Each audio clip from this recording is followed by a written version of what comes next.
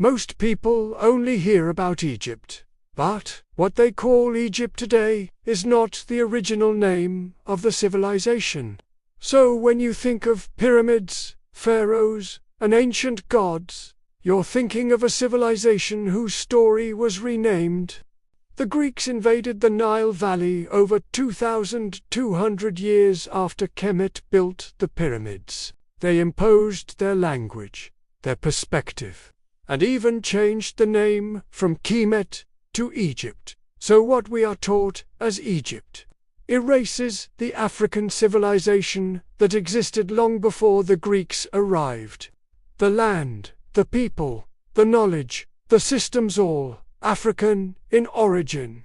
But Kemet was not an isolated miracle. It developed over thousands of years alongside Nubia, Kush, Punt, and other African regions. Trade, ideas, and culture flowed freely across the continent. So the pyramids, the temples, the writing systems, the governance, and the sciences were built by African people, on African land, using African knowledge passed down over generations.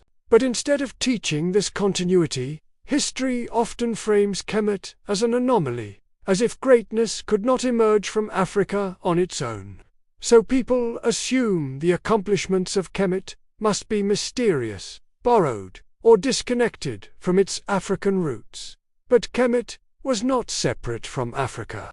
It was deeply rooted in its environment, its people, and its systems of knowledge. So understanding Kemet correctly restores Africa to its place in world history.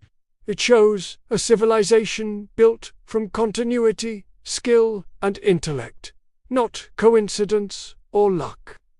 But the name Egypt persists in classrooms, in media, and in casual conversation.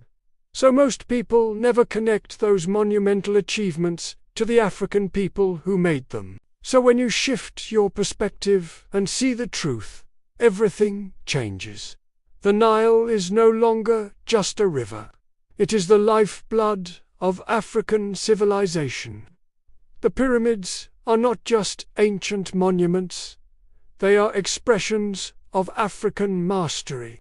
The gods are not distant curiosities. They reflect African cosmology. Kemet was never Egypt. It was Africa. Accurate history matters. Like and subscribe for more.